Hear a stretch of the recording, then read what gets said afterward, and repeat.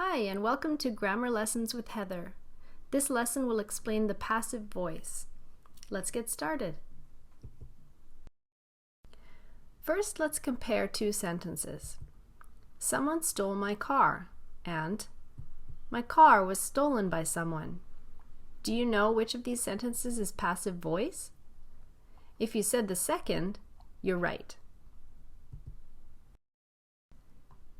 The first sentence in the previous example was what we call active voice. An active voice sentence contains a subject, in this case someone, a verb, stole, and an object, my car. But what's important to note about active voice sentences is that the subject of the sentence is also the agent. The agent is the doer of the action. In the passive voice sentence, you'll see that what was the object of the previous sentence, the car, has now become the subject. The verb is in a different form, which I'll explain later. And what was the subject and the agent of the previous sentence is no longer as important. In fact, we often leave out the agent in passive voice sentences. In this example, it would be more concise to just say, my car was stolen. So now you may be wondering when to use the passive voice. It's commonly used in situations where we don't know who did something. For example, the window was broken, or the jewels were stolen. Another situation where we might use the passive voice is when it's obvious who did something and not really necessary to mention it. For example, gas prices have gone up again, or a new highway was built. We understand that the government was responsible.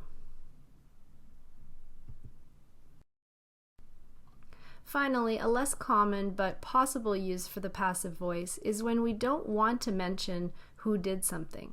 For example, if we say, mistakes have been made, we're implying that we don't want to reveal who made the mistakes. Now we're going to look at how to form the passive voice. Let's compare the original active voice and passive voice sentences. Someone stole my car, and my car was stolen by someone. Notice that the verb in the active sentence is stole, which is the simple past. When we change it to the passive voice, we use the be verb in the same tense. So the simple past, which was, and we use the past participle, or the third form of the verb. In this case, stolen. We can follow this format to form any passive voice sentence. Let's look at each of the different verb tenses and how to change them to passive voice. He eats the banana. This is simple present. Becomes, the banana is eaten. He is eating the banana. Present continuous. Becomes, the banana is being eaten. He was eating the banana. Past continuous. Becomes, the banana was being eaten. He ate the banana. Simple past. Becomes, the banana was eaten. He has eaten the banana. Present perfect. Becomes, the banana has been eaten.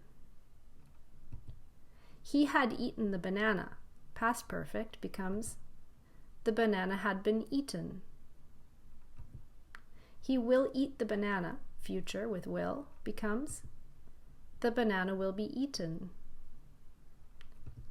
He is going to eat the banana. Future with going to. Becomes, the banana is going to be eaten. And finally, he will have eaten the banana. Future perfect.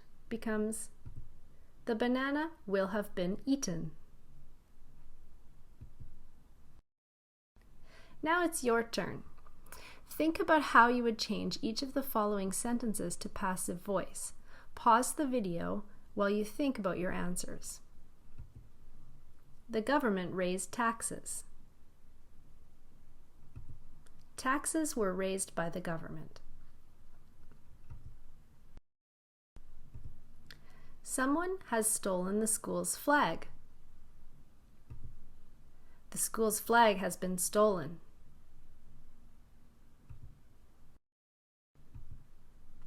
The city is going to hire new police officers.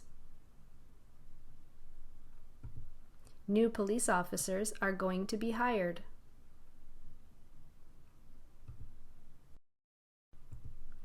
Someone will collect the recycling tomorrow.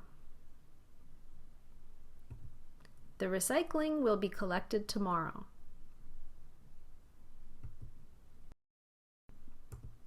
Workers are repairing the roads. The roads are being repaired. Someone cleans the fountain every week. The fountain is cleaned every week. And last one, workers will have completed the bridge by then. The bridge will have been completed by then. That concludes this lesson, but take a look at my passive voice oral drills video for more practice. You can find a link in the description box below this video. Thanks for watching!